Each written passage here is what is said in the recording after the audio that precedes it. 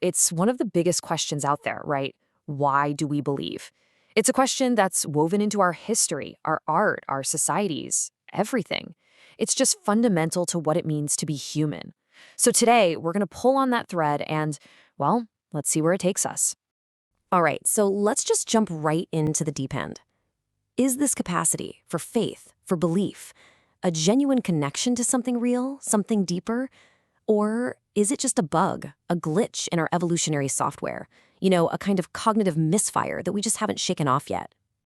Okay, to even begin to tackle that, we've got to look at one major side of the argument. It's a school of thought called reductionism. And the whole idea here is to try and explain faith by breaking it down into its tiniest parts. It's basically asking the question, is faith nothing but a predictable outcome of our biology and our social programming? So what is reductionism really? Well, think about it like this.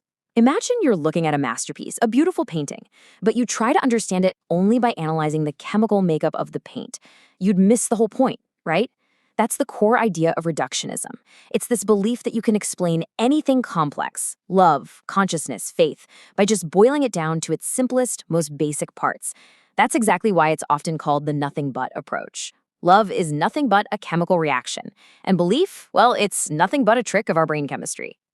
Okay, so a huge part of this reductionist view comes down to a concept from evolutionary psychology called HAD. That stands for Hyperactive Agency Detection Device. It sounds complicated, but it's not. Just think of it like a really sensitive alarm system in our brains. But instead of looking for smoke, it's constantly scanning for intention, for agency. It's trying to figure out if something happened on purpose. And the key thing here is that this wasn't seen as a flaw. It was an absolutely critical survival tool. Let me give you the classic example of how this works.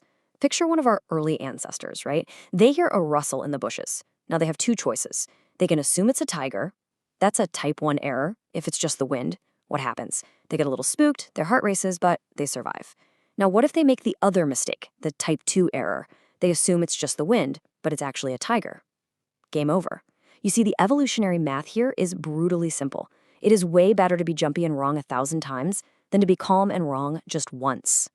So, where does God fit into all this? Well, according to the reductionist argument, belief in God is the ultimate false positive. It's our hyperactive HIHD, that same rustle in the bushes instinct, just scaled up. We see lightning and we project a great agent throwing bolts. We see a good harvest and we project a great agent providing for us. So, from this point of view, God isn't a discovery. God is an invention, a grand byproduct of a primitive survival instinct. But hey, it's not just about what's going on inside our individual heads. This reductionist lens can also be applied to whole societies. Take the sociologist Emil Durkheim. For him, religion was basically social glue. It's the thing that creates shared morals and holds a community together. He argued that when a society worships God, what it's really doing is worshiping a powerful, idealized version of itself. Karl Marx, on the other hand, well, he saw something much, much darker at play. And he summed it up in that famous, powerful line, "Religion is the opiate of the masses." For Marx, it was nothing more than a tool, a kind of drug, used by the ruling class to numb the pain of the oppressed. You promise them a reward in the afterlife, so they don't get any ideas about demanding justice and equality in this life. Okay, so there you have it. That's the reductionist case, pretty much in a nutshell. Faith is either a bug in our brain's software or a tool for social control. But that is not the only way to read the evidence, not by a long shot. Now we're going to pivot and explore a completely different framework. This is the Quranic response. And what's fascinating is that it doesn't necessarily throw out the science, but it reinterprets everything through a totally different lens, something it calls the law of design. And the absolute core concept here is a word called Fitrah. Now, it's really important to get this right. This is not some kind of God gene that's hardwired into us. Think of Fitrah more like our factory settings, our original functional design as human beings. And this design comes with two incredible pieces of equipment.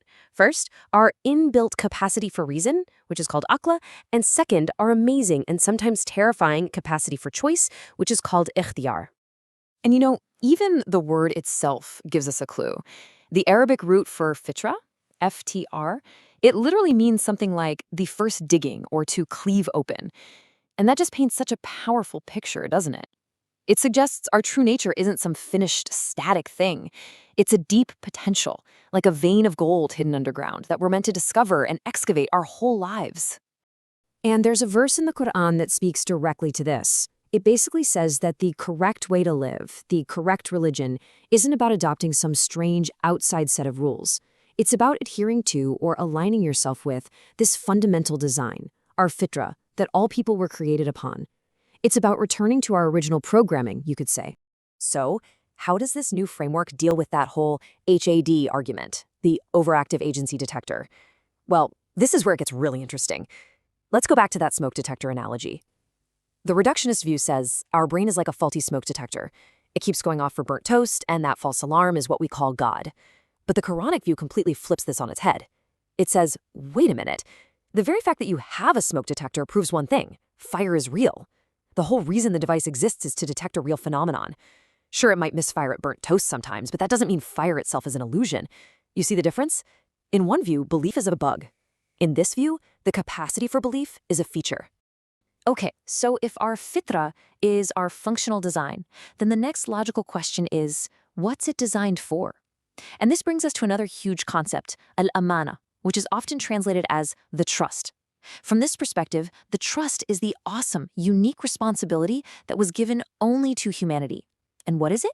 It's our free will. It's our ability to use that reason, the aql, to recognize the design and purpose in the universe, and then to choose to live in harmony with it.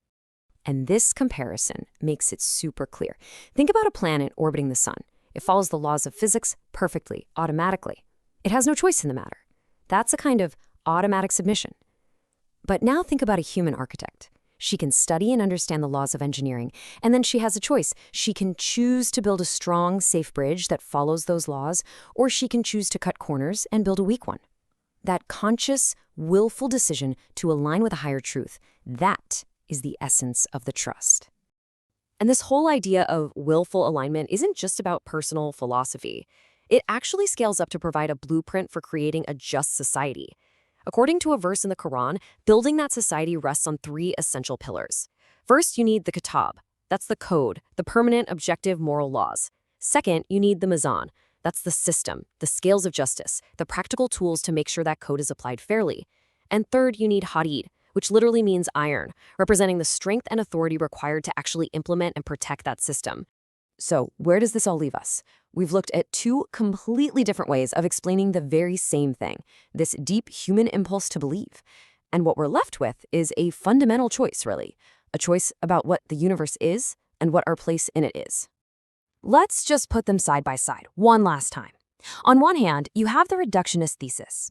It says a human being is basically a complex machine, a collection of biological and social parts.